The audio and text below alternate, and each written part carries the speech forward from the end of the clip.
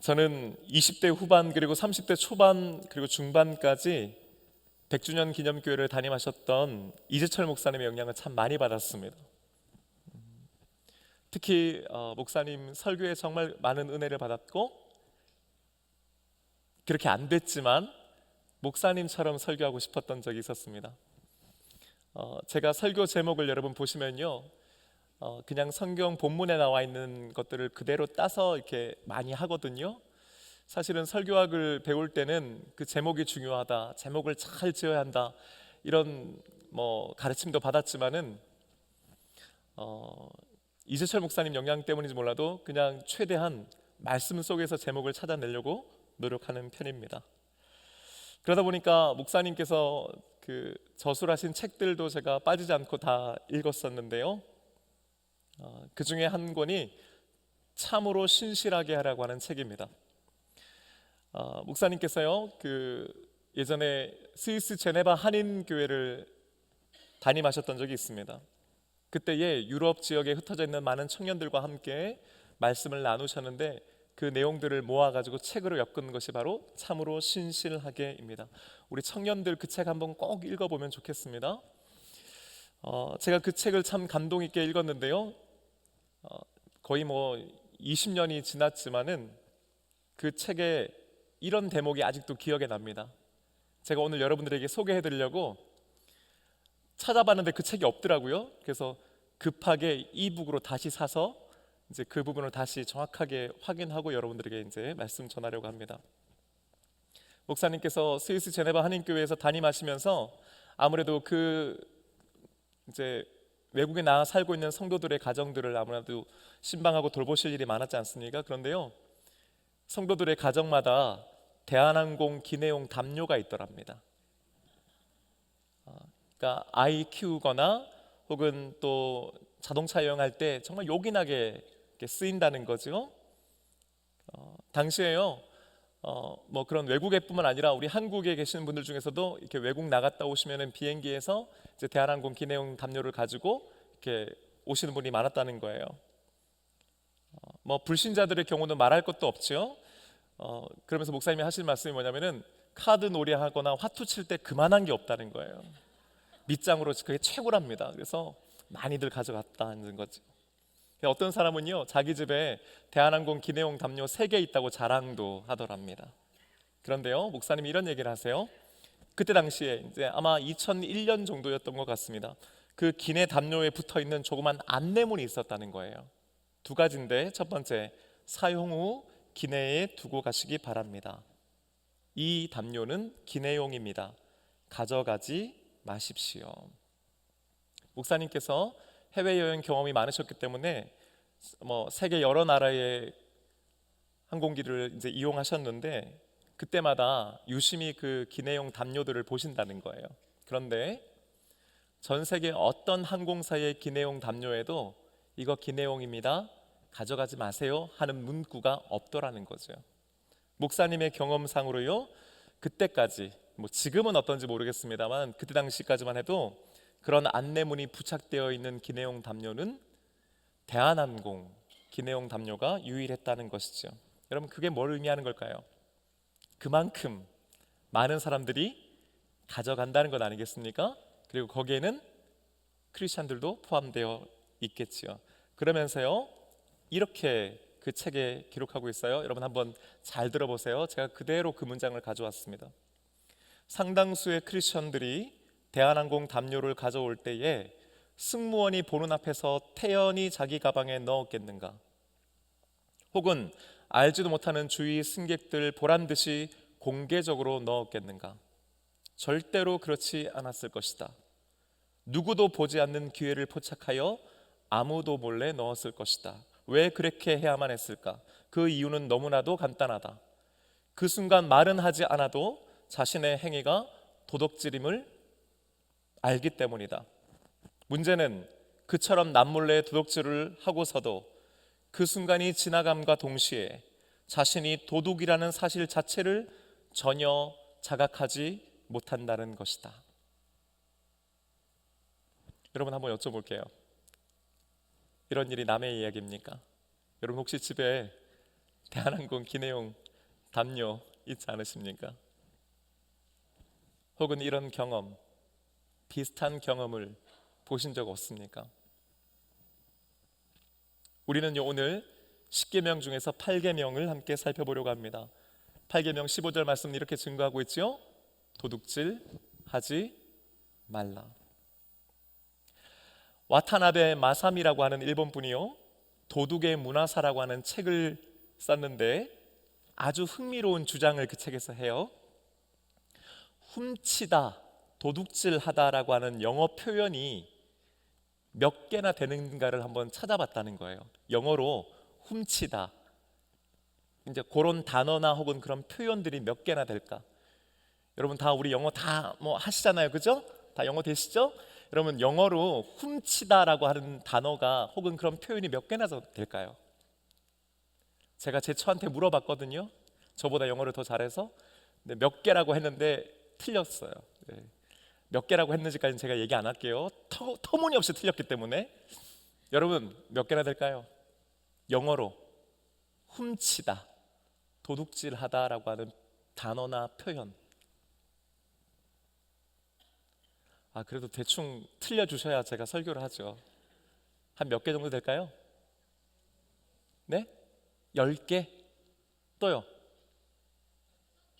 5개. 그렇죠?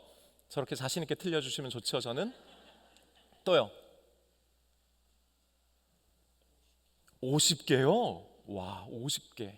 여러분, 와타나베 마사미 씨가요, 자신의 책 도둑의 문화사에서 뭐라고 주장하냐면요, 자신이 중복되는 거를 빼고도 350개나 되더라는 거예요. 저는 여러분이 놀래주시면 이렇게 너무 기쁩니다. 이렇게 내가 뭔가 잘 준비했구나. 강도질을 하는데요, 밤에 하는 강도질이 따로 있어요. 영어 단어로요.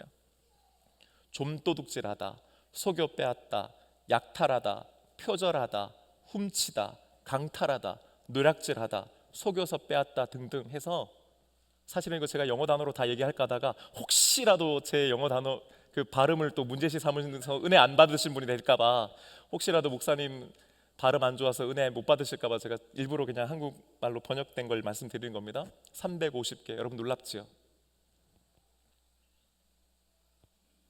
그러면서요, 뭐라고 결론 내리냐면은 도둑질은 인간의 근원적 행위 중 하나라 할 수 있다. 훔친다라고 하는 것이 이렇게 다양한 단어로 표현된다라고 하는 것은 뭐냐? 인간이 기본적으로 훔친다는 거예요. 그게 인간의 기본적인 행동들 중 하나라는 겁니다. 여러분 혹시 동의하세요? 놀랍게도요, 이 와타나베 마사미 씨의 이 주장은요, 제가 보기에는요, 제가 듣기에는 성경적입니다. 성경이 기록하고 있는 인류 최초의 범죄는 뭡니까? 아담과 하와가 선악을 알게 하는 나무 열매를 먹은 것이지요. 여러분 우리는 먹은 것만 생각합니다. 하지만 여러분, 하나님께서요, 인간을 창조하신 후에 아담과 하와에게 이렇게 아주 엄중하게 경고하셨습니다. 창세기 2장 16절과 17절의 말씀 우리 함께 읽어보십시다. 여호와 하나님이 그 사람에게 명하여 이르시되 동산 각종 나무의 열매는 내가 임의로 먹되 선악을 알게 하는 나무의 열매는 먹지 말라. 내가 먹는 날에는 반드시 죽으리라 하시니라. 아멘. 동산 각종, 그냥 다 각종 모든 거 말이에요. 임의로 먹다라고 하는 건 네 마음껏 먹으라는 거예요. 왜요? 왜 그럴 수 있는 거예요? 하나님께서 허락하셨기 때문입니다. 반면에요, 선악을 알게 하는 나무의 열매는 왜 먹지 말아야 합니까? 이렇게 물으면요, 사람들이 뭐라고 대답하냐면은 먹으면 죽으니까 이렇게 생각합니다. 아닙니다, 여러분. 본질적인 이유는요, 더 중요한 이유는요, 허락되지 않았기 때문입니다. 먹으면 죽는 거니까 먹지 마가 아니고 애시당초 그것은 하나님의 것이었다 이 말이죠. 이건 내 거야 라고 선언하신 거란 말입니다. 동산의 모든 나무 열매는 그래 내가 다 너한테 주니까 그건 이제 네 거다. 그러니 뭐예요? 임의로 먹어도 되는 거예요. 상관없어요. 그런데 이것은요, 이건 너에게 허락되지 않은 나의 것이다라고 선언하신 겁니다. 그리고 나의 것을 빼앗으면, 나의 것을 침범하면 그 결과가 뭐라고요? 죽는 거라는 거예요. 그런데 아담과 하와가 따서 먹지요? 뭐 했다는 겁니까? 훔쳤다는 것입니다, 여러분. 애시당초 자신들의 것이 아니었어요. 그것은 하나님의 것이었습니다. 여러분, 인류 최초의 범죄는요, 하나님의 것을 훔친 것으로부터 시작된 것입니다. 누가 가르쳐 준 것도 아니에요. 더 놀라운 것은요, 그들이 배고팠거나 혹은 부족했기 때문에 그것을 먹으려고 했던 것이 아니라는 겁니다. 여러분, 그들은 임의로 먹을 수 있었습니다. 그들에게는 결핍이 없었습니다. 여러분, 도둑질이라고 하는 것이 왜 무서운 줄 아세요? 우리는 흔히 무언가 결핍되어 있어서 내가 없어서 훔친다고 생각하는데 그렇지 않습니다. 인간은 차고 넘쳐도 자신에게 없는 그 한 가지를 훔치는 존재라고 성경은 우리에게 가르쳐주고 있는 것입니다. 이런 면에서요, 그 와타나베 마사미 씨가 말하는 훔치는 것은, 도둑질하는 것은 인간들의 근원적 행동이라고 하는 말에 우리는 동의할 수밖에 없는 것 같습니다. 그런데 여러분, 성경은 우리에게 뭐라고 명령하십니까? 도둑질하지 말라는 거예요. 방금도 말씀드렸듯이요, 인류가 처음으로 지은 죄는 훔치는 것이었습니다. 여러분, 아이들도, 어린 아이들도 훔치죠. 아이들만 그래요? 애들은 뭘 모른다고 칩시다. 가지고 싶은 욕구 때문에 그렇다고 칩시다. 어른들은요, 도둑질하면 안 된다라고 하는 것은요, 사회적인 약속이고 상식 중의 상식이죠. 그런데도요, 성경은요, 그 너무나 뻔한 상식에 대해서도 놀랍게도 10계명의 말씀으로 우리에게 명령하고 있다는 겁니다.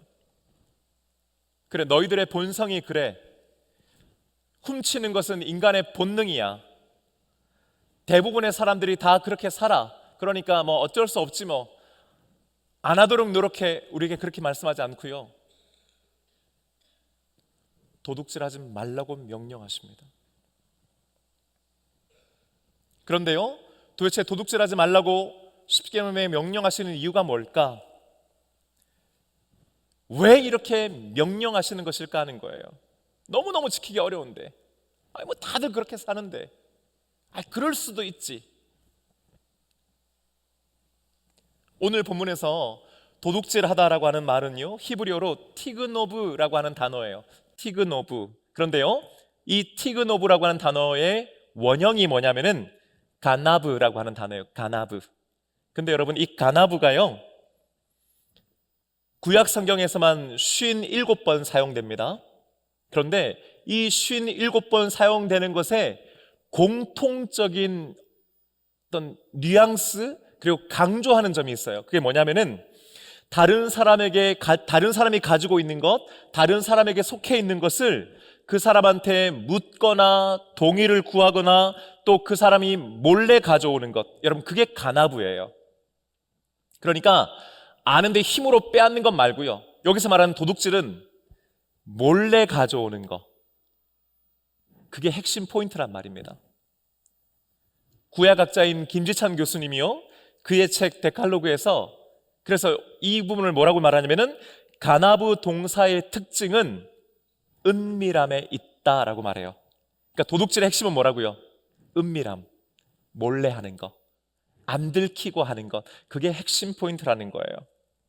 설교 시작하면서 이재철 목사님께서 대한항공 기내용 담요 얘기했던 거 여러분 기억나시죠? 기내용 담요 가져오면서요, 나 이거 하나 가져갑니다 라고 하는 사람은 없었단 말이죠. 자신 있게 사람들 보는 앞에서 하지 않는단 말이죠. 몰래 하더라는 거죠. 은밀하게 하더라는 거죠. 여러분, 그게 바로 도둑질의 핵심이라는 거예요. 해외에서 외국인들 사이에서 굉장히 유행했던 유튜브 영상이 하나 있는데요, 그게 뭐냐면 여러분, 서울의 한 스타벅스 매장에서 한국 사람들이 테이블 위에 핸드폰이나 노트북이나 가방 같은 걸 놔두고 화장실 갔다 오는 거예요. 여러분, 우리는 뭐 그거 가지고 뭐 당연히 하잖아요. 여러분, 근데 외국 사람들이 보기엔 정말 그건 너무너무 놀라운 거예요. 여러분, 저도 미국에서 16년 살았지만요, 미국 사람들은 절대로 놔두고 가지 않습니다.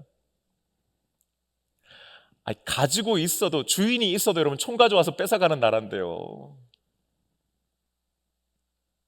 외국인들이 보기에요, 이 한국 사람들이 어떻게 도대체 이렇게 할 수 있냐는 거예요. 그러면서 이제 어떤 분들은, 어떤 외국인들은, 와, 한국 사람들은 우리들하고 다르다고, 너무너무 정직하고 사회가 투명하다고 막 그렇게 얘기해요. 하지만 우리는 진실을 알고 있죠? CCTV가 널려 있기 때문인 거예요. 24시간 돌아가고 있기 때문이에요. 여러분, 무슨 말이에요? 이게 굉장히 중요한 거예요. 왜 도둑질을 하지 못해요? 누군가 보고 있다고 생각하기 때문이에요. 즉, 은밀하게 행할 수 없을 때 우리들은 도둑질하지 않습니다. 충동이 생기고 욕구가 생겨도 누가 보고 있다고 한다면 여러분, 최대한 그 순간 우리의 욕구와 욕망을 억누릅니다. 자제할 수 있습니다. 도둑질하지 않습니다. 왜 하나님께서 도둑질하지 말라고 우리에게 명령하실까요? 하나님께서 지켜보고 계신다라고 하는 말씀인 것입니다. 사람들은 은밀하게 도둑질합니다. 아무도 보지 않을 거라고 생각하고 누구도 모를 거라고 생각합니다. 하지만 하나님은 보고 계시는 줄로 믿습니다. 그렇다면 여러분, 남의 물건만 훔치지 않으면 우리는 도둑질하지 않는 걸까요? 방금 이 가나브라고 하는 동사가 구약 성경에서 모두 57번 사용됐다고 했죠. 그런데요, 이 동사의 목적어가 무엇이냐에 따라서 의미가 조금씩 달라져요. 대체로 이런 것들입니다.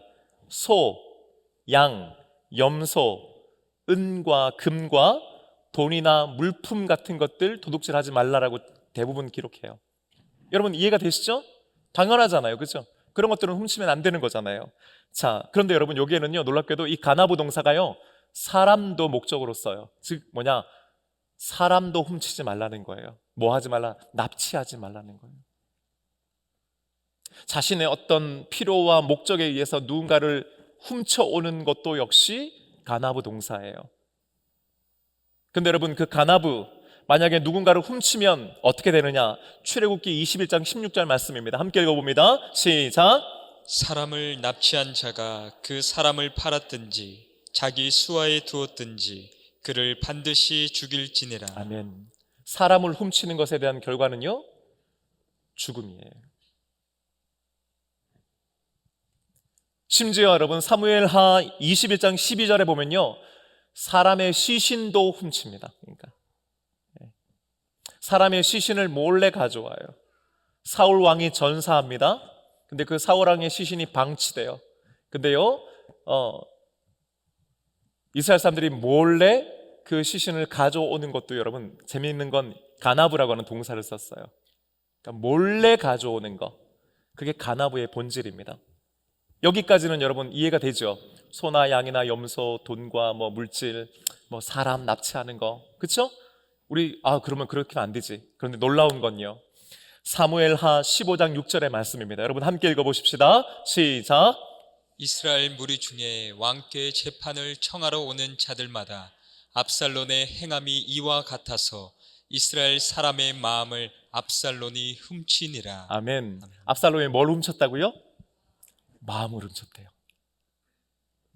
여러분, 여기 계신 우리 남자분들 다 아내의 마음을 훔쳐서 결혼까지 이르렀죠, 그죠?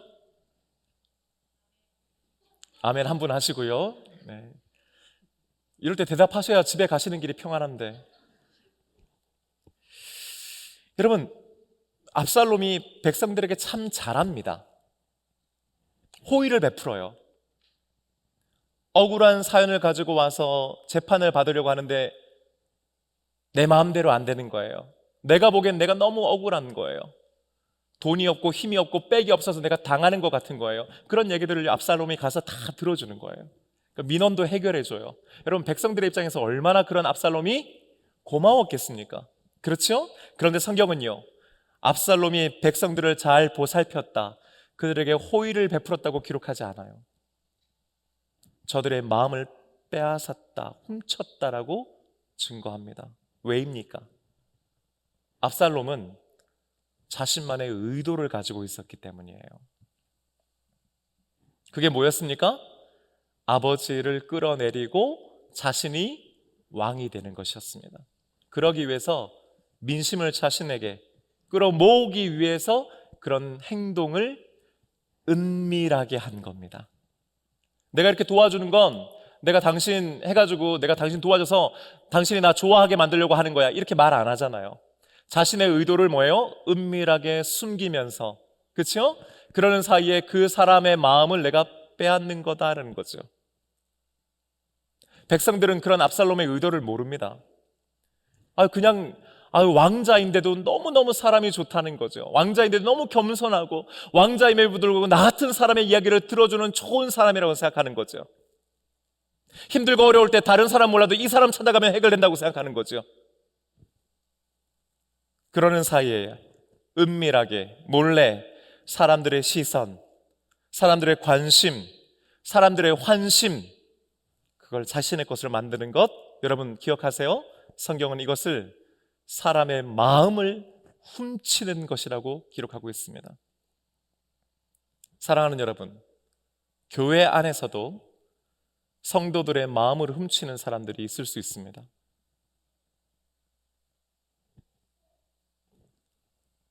오해하지 말고 들으세요. 친절하게 잘 해줘요. 함께 말씀 읽자, 그래 힘들 때 같이 기도하자 합니다. 여러분, 나쁠 거 하나 없지요? 당연히 그래야 되는 거죠. 힘들고 어려울 때 상담도 해줍니다. 찾아가서 함께 울어도 줍니다.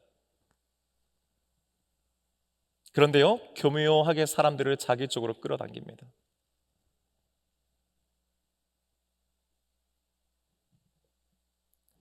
따로 모임을 가지고요, 따로 몇몇하고만 은밀하게 단톡방을 만듭니다. 교회 내에서도 여러분 그런 사람들이 있습니다. 그러면서 조금씩 자신에게 의존하게 만듭니다. 무슨 일이 있으면요, 목자를 찾아가고 교육자를 찾아가서 상담하고 상의하는 게 아니고 자신을 찾아오도록 만듭니다. 자신의 영적인 권위를 내세웁니다. 나 기도하는 사람이야. 나 직통 계시 받아. 나 응답 받았어. 여러분, 주변에 그런 말 하는 분이 있으면 조심해야 됩니다. 그런 말은 절대로 함부로 해서는 안 됩니다. 목사인 저도 함부로 그런 말 하지 않습니다.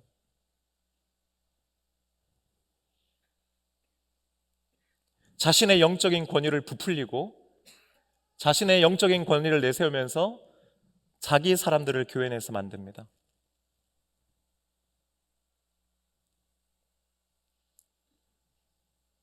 여러분, 결코 교회 안에서 이런 모임, 그런 단톡방 만들어서는 안 됩니다.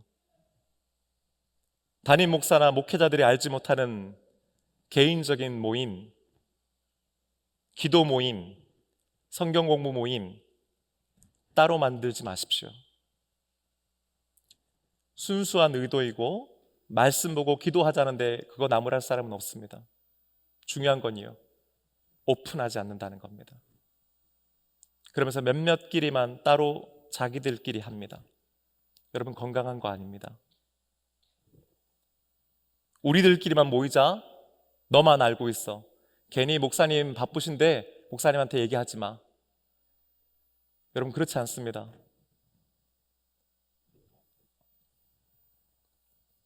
만약에 그런 기도 모임, 성경 공부 모임, 성경 일독 모임 하실 수 있습니다. 하지만 여러분, 반드시 누구와 함께 하는지, 어떻게 진행되고 있는지 목회자에게 알려주셔야 합니다. 제가 분명히 말씀드립니다. 우리 동서원교회 안에서 사사로운 개인적인 기도 모임이나 성경 공부 모임 따로 만들지 마십시오. 보통 그런 건 중직자들, 우리 교회의 리더들이 만듭니다.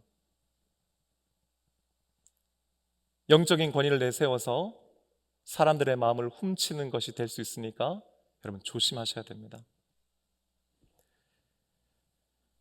이단들이 주로 사용하는 방법이 마음을 훔치는 것입니다. 처음에는 무조건적으로 잘해줍니다. 하지만 그것이 저들의 진심은 아닙니다. 몰래 은밀하게 원하는 것은 따로 있지요. 그런데 우리가요, 마음을 빼앗깁니다. 마음을 도둑질 당하는 것입니다. 그게 진짜 같고, 그렇게 하는 것이 진짜 열심히 믿는 것 같고, 저 교회가 진짜 교회인 것 같다는 생각을 하게 만드는 것입니다. 하지만 여러분, 이단들은 결코 자신들이 이단이라고 말하지 않습니다. 교회 내에서 세력을 만드는 사람들은 절대로 자신이 교회 안에서 세력을 만든다고 말하지 않습니다.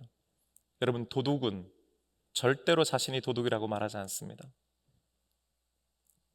영적인 분별력을 가지고 깨어 기도해야 되는 이유가 바로 여기에 있는 줄로 믿습니다. 성경에서요, 가나브라고 하는 동사가 사용된 곳이 또 있는데 놀랍게도 하나님의 것을 도둑질할 때입니다. 도둑질하지 말라라고 하는 말씀은요, 단순히 어떤 물건을 빼앗지 말라는 것 아닙니다. 하나님의 것을 빼앗지 말라는 것입니다. 두 가지가 있는데요, 하나는 하나님의 말씀입니다. 다른 하나는 하나님께 바쳐진 물건입니다. 하나님의 말씀을 훔치는 대표적인 사람들은 바로 거짓 선지자들이지요. 그들은 하나님의 말씀을 자신들의 입맛에 맞게끔, 그리고 자신들의 말을 듣는 사람들에게 맞추어 전합니다. 하나님께서는 자신들의 선지자들을 통해서 이스라엘 백성들이 죄악으로 행할 때에 끊임없이 이래서는 안 되고 이대로 가다는 망한다라고 하는 엄한 경고의 말씀을 선포하게 하셨습니다. 하지만 그보다 훨씬 더 많은 거짓 선지자들은 아니다, 그렇지 않다, 우리는 결코 망하지 않는다. 왜? 우리는 하나님의 선택받은 백성들이기 때문에. 끊임없이 백성들의 귀에 듣기 좋은 얘기들을 합니다. 하지만 그 결과는요, 그들의 그 하나님의 말씀을 도둑질하는 것으로 인하여 이스라엘 민족은 멸망당하게 되는 것입니다. 하나님의 말씀의 본질, 하나님의 말씀의 의도를 훔치는 것입니다. 아마 저뿐만이 아니겠지만은 모든 목사님들이 말씀을 전하고 준비할 때에 가장 두려워하는 것이 바로 이것이 아닐까 싶은 생각을 합니다. 과연 정말 하나님께서 이 본문을 통해서 오늘 우리 성도들에게 이 말씀을 하시려고 하는 걸까? 정말 이 설교 안에 기쁜 소식, 복음이 담겨 있는 것인가? 아니면 우리 교인들로 하여금 율법을 강요하게 하는 것인가? 여러분, 목사는 그것을 치열하게 고민하고 싸웁니다. 왜 설교를 준비하고 하는 것이 어려운 줄 아십니까? 자칫 잘못하면 하나님의 말씀을 도둑질할 수 있기 때문입니다. 그런 죄를 짓지 않기 위해 목사들은 치열하게 말씀과 더불어 싸우는 것이지요. 하나님의 말씀을 도둑질하는 것이 비단 저같이 말씀을 전하는 목사들의 이야기입니까? 여러분들은 어떻습니까?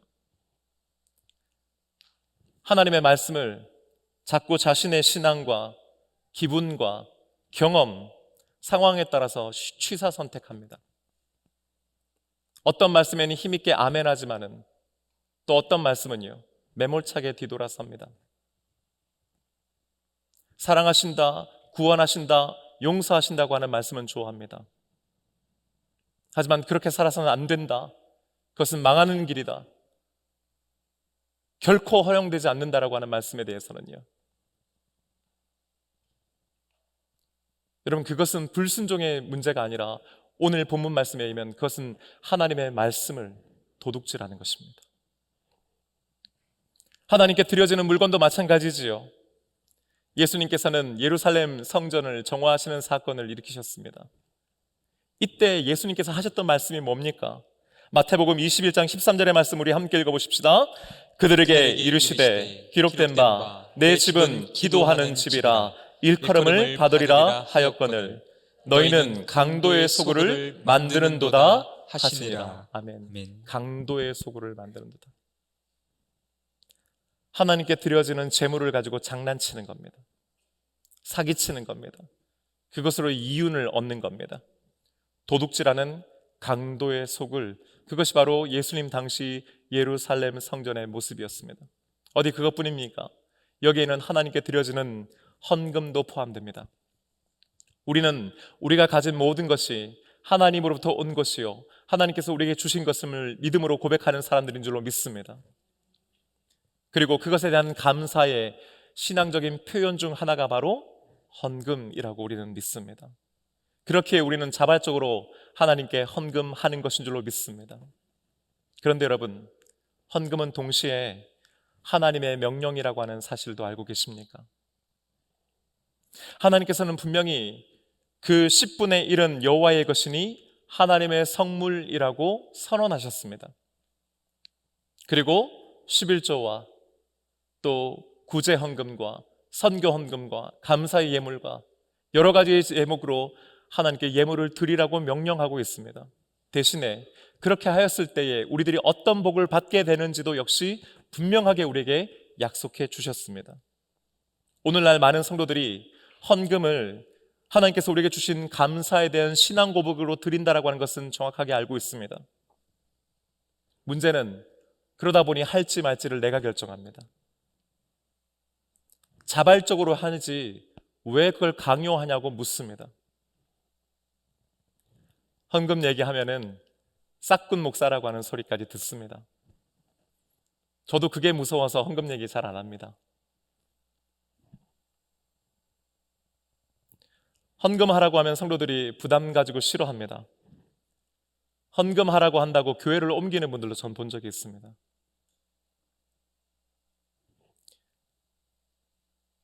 여러분, 헌금할지 말지는 분명 여러분의 결단입니다. 여러분의 신앙 고백입니다. 하지만 동시에 하나님의 명령이라고 하는 사실에 눈 감지 마십시오.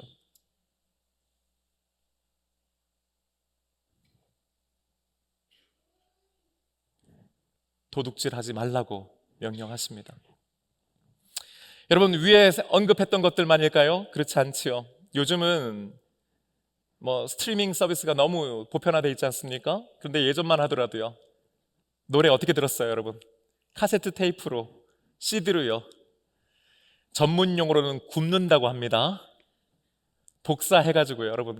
저도 중학교, 고등학교 때요, 엄청 했습니다. 선물도 많이 받았고요. 예전에는요, 그런 음악을, 노래를 돈 주고 듣는 거라는 생각 자체가 우리에게 없었습니다. 근데 요즘은 어떻습니까? 다 그 한 곡 한 곡에 대해서 내가 일정 정도의 돈을 다 지불합니다. 사실은요, 지적 재산권이라고 하는 거 지금까지 잘 지켜지지 않아 왔던 거지요. 사실은 그 창작자의 어떤 결과물을 우리가 도둑질한 거입니다. 어디 그뿐인가요? 다른 사람의 자리, 다른 사람이 받아 마땅한 칭찬, 다른 사람의 명예나 명성, 혹은 그 사람의 이름, 그 사람의 수고, 우리는 가로채곤 합니다. 분명 누군가가 애쓰고 수고한 거여서 그 사람이 마땅히 칭찬받아야 할 때 우리는 그 자리에 내가 있고자 합니다.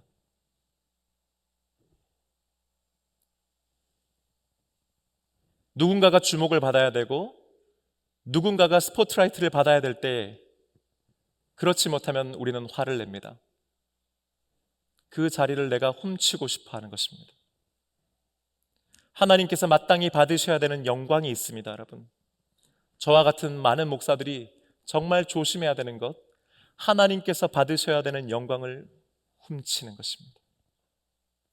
하나님께서 가지고 계시는 권위를 담임 목사들이 주의 종이라는 허울 아래서 그 권위를 도둑질합니다. 전행을 일삼습니다. 사랑하는 여러분, 도둑질하지 말라. 단순히 물건이 아닙니다. 애시당초 내 것이 아니었던 그 모든 것들에 대해서 말씀하십니다. 인간의 근본적인 행동, 우리가 가지고 있는 죄성에 기반한 도둑질, 너무나 자연스러워서 때로는 무심결에, 무감각하게, 무신경하게 지으면서도 정작 이게 도둑질이라고 생각하지 않고 내가 도둑놈이라고 생각하지 않으면서 하는 그 많은 그 죄. 어쩌면 지금까지 우리는 도둑질을 하면서도 도둑질인지 모르고 살아왔던 것은 아닙니까? 인간의 본성인 도둑질을 그러면 어떻게 끊어낼 수 있습니까? 어떻게 하면 도둑질하지 않을 수 있습니까? 갈라디아서 5장 24절 말씀이 우리에게 이렇게 증거합니다. 함께 읽어보십시다.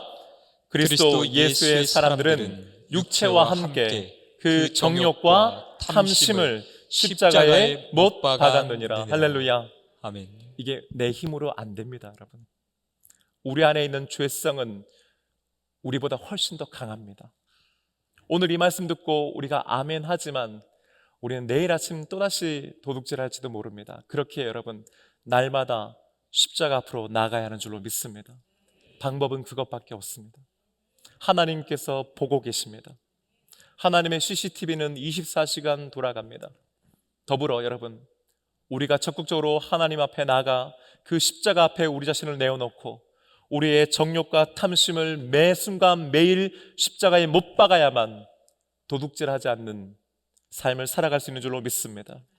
끝으로 여러분, 한 걸음 더 나아가서요, 도둑질하지 않는 것에 만족하지 않고 성경 말씀이 우리에게 권면하고 있듯이 우리의 것을 나누고 베푸고 섬기는 저와 여러분 되시기를 주님의 이름으로 축복합니다. 안 훔치는 것에 만족하는 것이 아니라 내게 있는 것을 더욱 적극적으로 나누고 베풀고 섬기는 믿음의 삶을 살아가는 저와 여러분 되시기를 주님의 이름으로 축복합니다. 이제 우리 다 함께 자리에서 일어나셨어요? 오늘 여러분들과 함께 어떤 찬양으로 함께 결단할까 고민했는데요, 제 마음 가운데 감동됐던 찬양은 바로 찬송가 342장이었습니다. 너 시험을 당해. 여러분, 비단 교회 갈까 말까, 믿음 생활 할까 말까만 시험입니까? 아닙니다. 훔칠까 말까도 늘 우리에게 있는 시험 중에 하나라고 저는 생각합니다. 죄 짓지 말라는 겁니다. 도둑질하지 말라는 겁니다. 용기를 내어서 물리치라고 말씀하고 있습니다. 우리 구주의 힘과 그의 위로를 비십시다. 우리가 십자가에 우리의 정욕과 탐심을 못 박을 때에 주님께서 우리의 편에 서서 이기도록 해주실 줄로 믿습니다. 우리 힘있게 함께 찬양하며 나가십시다.